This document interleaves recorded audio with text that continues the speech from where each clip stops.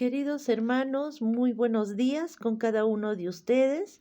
Damos gracias a Dios por darnos un día más de vida, de salud y la oportunidad de seguir aprendiendo más de su palabra, de conocer cuál es la perfecta voluntad de Dios para nuestras vidas, ya que Dios tiene un diseño eterno para cada uno de nosotros y Dios nos conoce nuestro día a día, conoce nuestras debilidades, conoce nuestras fortalezas y también conoce si estamos pasando tiempos de angustia, desánimo, de estancamiento aún, pero Él quiere que a través de su palabra podamos animar nuestro corazón. Vamos a continuar con el capítulo 23 del libro de Hechos y vemos ahora a Pablo ante el concilio.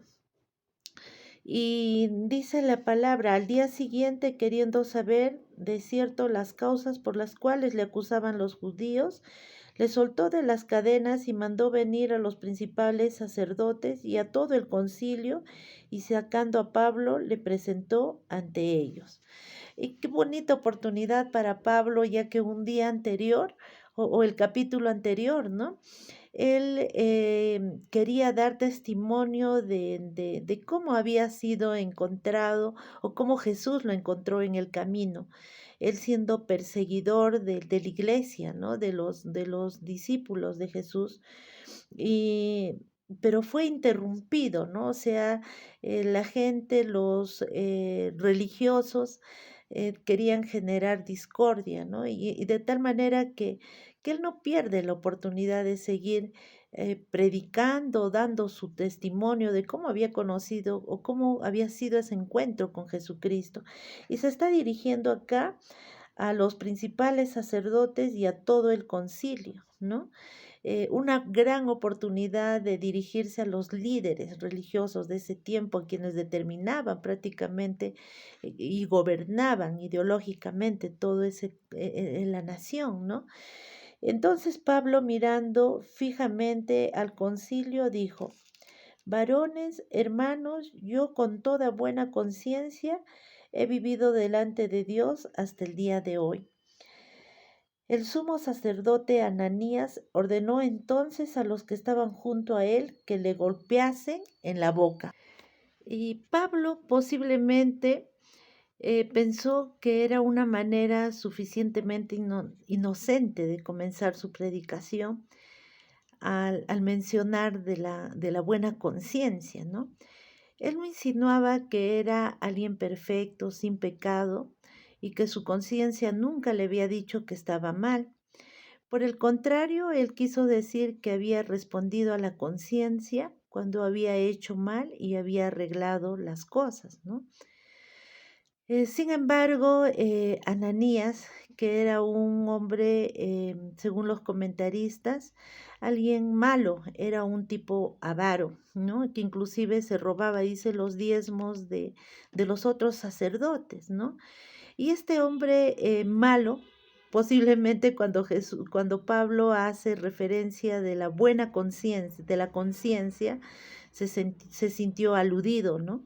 Porque era un tipo malo y de frente le manda a callar, ¿no? Y le manda a golpear. Pero el golpear era una orden ilegal, porque en la ley judía decía, el que golpeaba la mejilla de un israelita golpeaba como si fuera la gloria de Dios, y el que golpeaba a un hombre golpeaba al santo de Israel.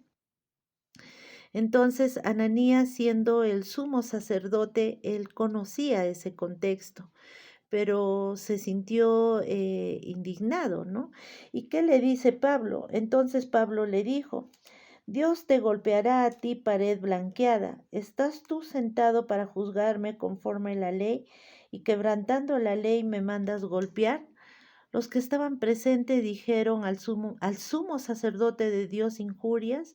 Pablo dijo: No sabía, hermanos, no era el sumo sacerdote, no sabía, hermanos, que era el sumo sacerdote, pues escrito está: no maldeciréis a un príncipe de tu pueblo.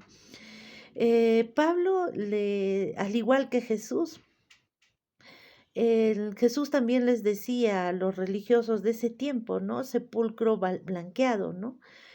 Por fuera están como limpios, pero internamente tienen un corazón malo. Estaba denunciando la hipocresía. Y Pablo también de una manera muy firme, de una manera muy contundente, ¿no? Le dice, Dios te golpea. Y tú me juzgas de acuerdo a la ley, pero quiebras la ley.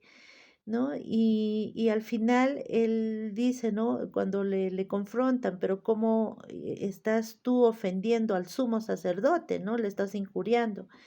Y Pablo le dice, bueno, disculpen, no sabía que era él. Y se cree que posiblemente Pablo tenía problemas con la vista y no podía ver, ¿no? Distinguir. O simplemente Pablo de una manera sarcástica le estaba queriendo confrontar. Siendo sumo sacerdote no tienes esa compostura de sumo sacerdote, ¿no? Y prácticamente quien se estaba quitando autoridad y faltando el respeto era él. Pero también Pablo reconoce y dice que, pues escrito está, no maldecirás a un príncipe de su pueblo, ¿no? Bien, aquí veremos una táctica muy astuta de Pablo para querer predicar, continuar predicando del Evangelio.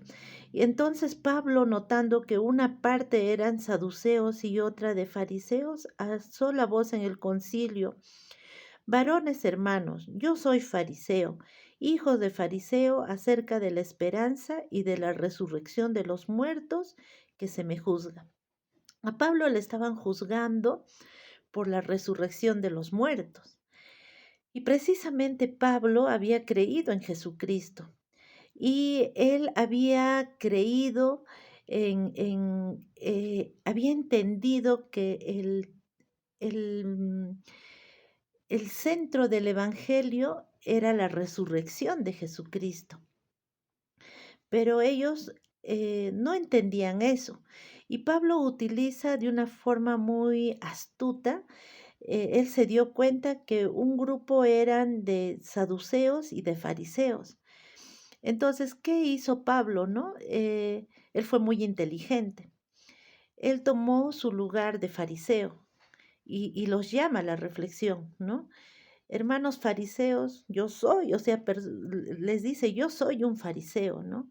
Pero estaban los saduceos y los saduceos no creían en la resurrección. Y Pablo, de una manera muy astuta, trata de ganarse más bien a los fariseos que eran sus enemigos, ganarlos para que no lo lapiden más, ¿no? Porque él ya se había dado cuenta que no podía predicar ya ahí a Jesucristo y por lo tanto al menos lograr su libertad, porque estaban tan enardecidos y ambos grupos trataban de dañarlo, de querer juzgarlo y posiblemente hasta matarlo, ¿no? Y precisamente sucede eso. El concilio se divide, ¿no? El Sanedrín se divide y entre ellos empieza a haber una gran pugna. Dice, cuando dijo esto, se produjo disensiones entre fariseos y los saduceos y la asamblea se dividió, porque los saduceos dicen que no hay resurrección, ni ángel, ni espíritu, pero los fariseos afirman estas cosas. Hubo un gran vocerío y levantándose, los escribas de la parte de los fariseos contendían diciendo, ningún mal hallamos en este hombre, que si un espíritu le ha hablado o un ángel, no resistamos a Dios. Miren cómo ellos empiezan ya a confrontarse. El saduceo dice que no hay resurrección, ni ángeles, ni espíritus, pero los fariseos estaban afirmando lo contrario, ¿no? Decían, ningún mal hallamos a este hombre, que si un espíritu le ha hablado o un ángel, no resistamos a Dios. Empieza ya a haber un conflicto de ambas ideologías, ¿no? Y habiendo grande disensión, el tribuno, teniendo temor de que Pablo fuese despedazado por ellos, mandó que bajasen soldados y arrebatasen de en medio y le arrebatasen de medio de ellos y le llevasen a la fortaleza. A la noche siguiente se le presentó el Señor y le dijo, ten ánimo, Pablo, pues como has testificado de mí en Jerusalén, así es necesario que testifiques también en Roma. Pablo era un judío que muy pulcro, muy celoso de querer guardar la ley, ¿no? Y cuando aparece Jesús, él en su celo, ¿no? De querer preservar, guardar la ley y los mandamientos, empieza a perseguir a los cristianos. Pero en el camino se encuentra con Jesucristo y él tiene un encuentro personal con Jesús y al punto de decirle, Señor, ¿qué quieres que yo haga, no? Y Dios tenía un propósito, un ministerio para él, que era llegar a los gentiles. Y Dios le dice, así como me has testificado en Jerusalén, es necesario que me testifiques también en Roma, ¿no? Ánimo, Pablo, no vas a morir, ¿no? O sea, esto puede haber un gran conflicto acá, pero Dios quería utilizarle no en el pueblo judío, no para los judíos, sino para el gentil, para aquellos que los judíos decían pecadores, que los miraban con desprecio porque no eran de su pueblo. Bien, ahora vemos en los versículos del 12 en adelante un complot contra Pablo. Venido el día, algunos de los judíos tramaron un complot y se juramentaron bajo maldición diciendo que no comerían ni beberían hasta que hubieran dado muerte a Pablo. Versículo 13, eran más de 40 los que habían hecho esta conjuración, los cuales fueron a los principales sacerdotes y a los ancianos y dijeron, nosotros no hemos juramentado bajo maldición, nosotros nos hemos juramentado bajo maldición a no gustar nada hasta que hayamos dado muerte a Pablo.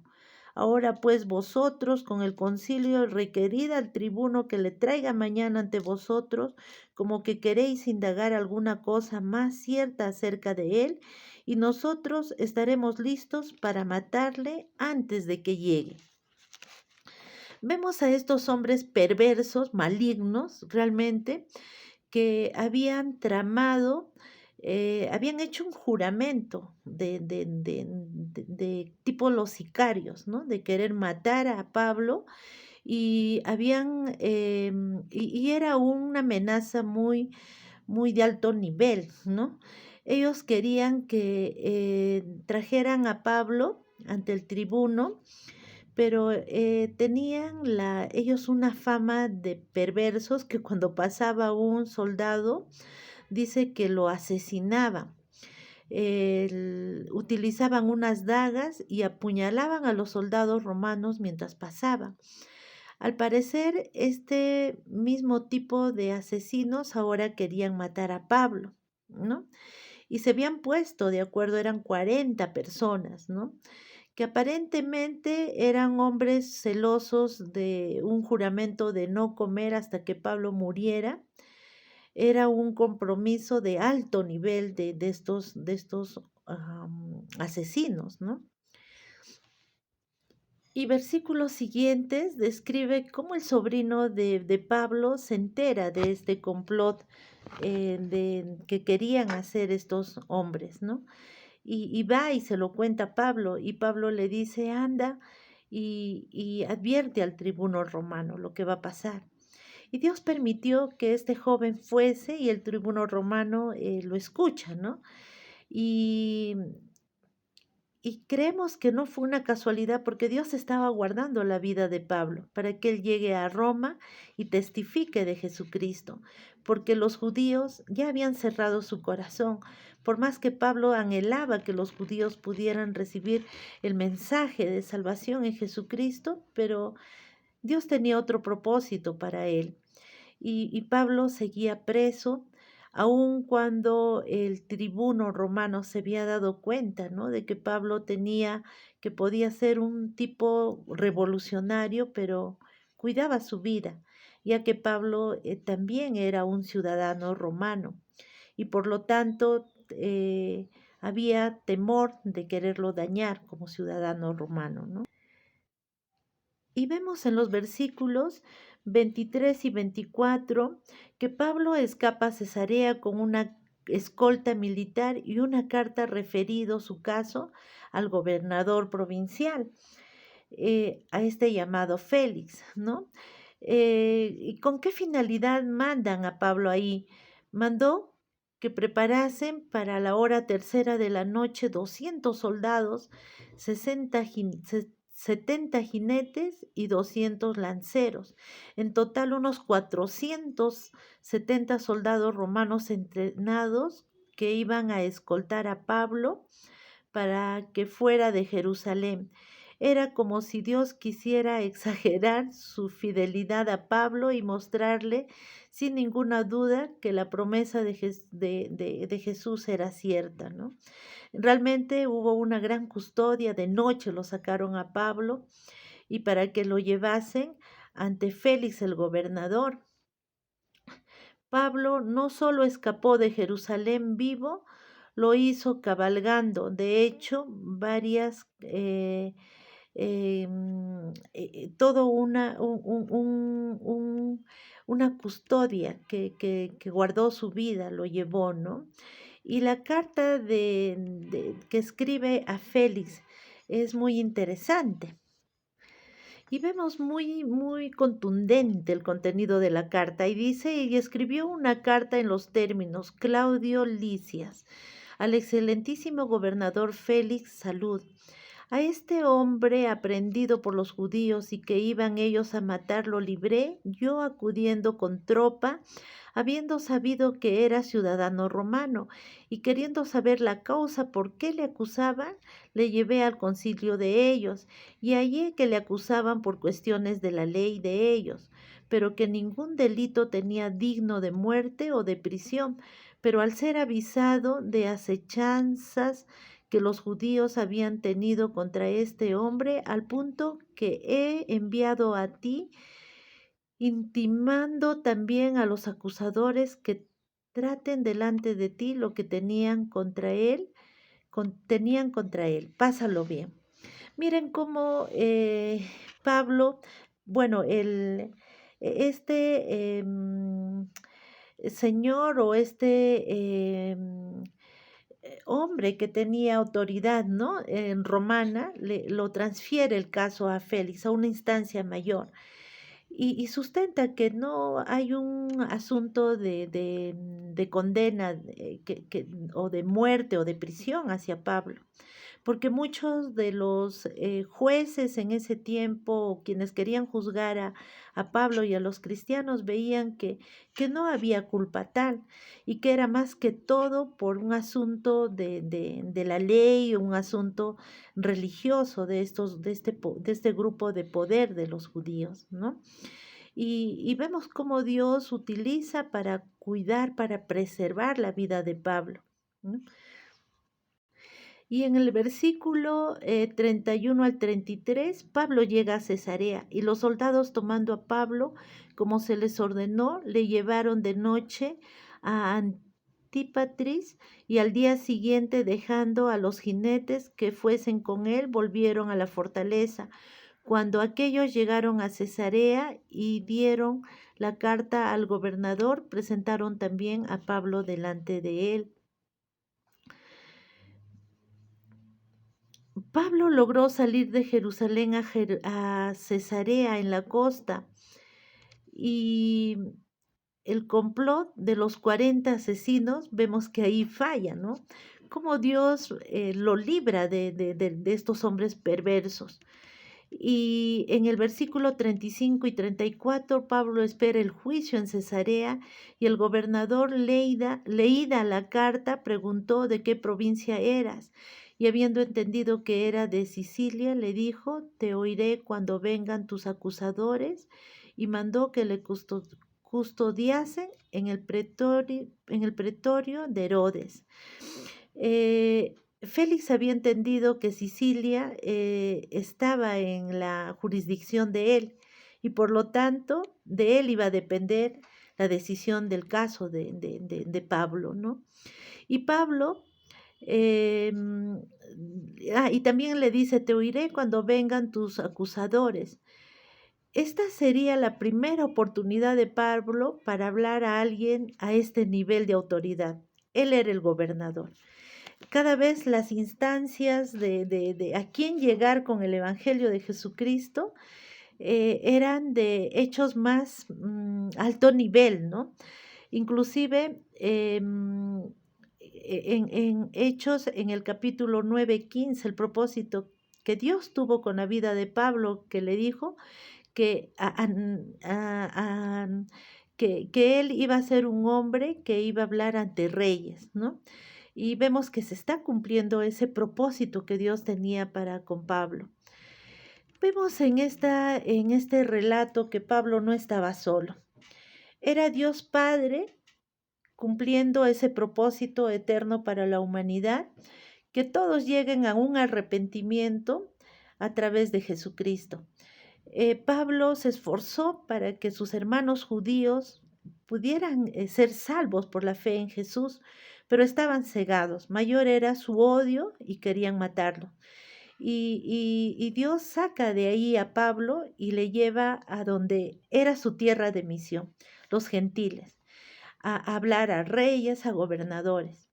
Si vemos este relato y vemos que el reino de los cielos está en una guerra con el reino de las tinieblas.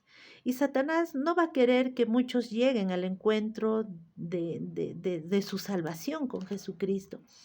Queridos hermanos, ¿cómo entender que nosotros estamos como hijos de Dios para dar testimonio en el lugar donde Dios nos ha puesto? Y quizás sea en la casa, en el trabajo, pero va a haber personas que se van a levantar contra ese propósito de Dios para nuestras vidas y en el lugar donde Dios nos ha puesto para ser de luz y sal. No nos desanimemos. Había un complot para desanimar a Pablo. De repente tú estás pasando lo mismo. Confía, el Señor tiene la última palabra. Dios quiere utilizarte en ese lugar, aún con oposición, con todo, pero Dios se va a glorificar en tu vida. Y Jesús les dijo a sus discípulos, no teman que en este mundo van a tener aflicciones, pero no teman porque yo he vencido al mundo. Y esa promesa nos sigue hasta el día de hoy. No nos desanimemos si testificar de Jesucristo, vivir nuestra fe en el lugar donde Dios nos ha puesto, en la casa, en el trabajo o donde estemos. Tomemos nuestra cruz y sigamos viviendo nuestra fe. Al final, las personas cuando ven que hay algo que nos anima a seguir cantando, adorando al Señor y vivir como hijos de luz, va a tocar el corazón de estas personas y los va a llevar a un arrepentimiento, porque ellos van a ver que ahora estamos tan enfocados en querer compartir de la extensión del reino de los cielos, que Dios mismo va a guardar a su pueblo. Dios les bendiga, queridos hermanos, y tengan un bonito día el día de hoy.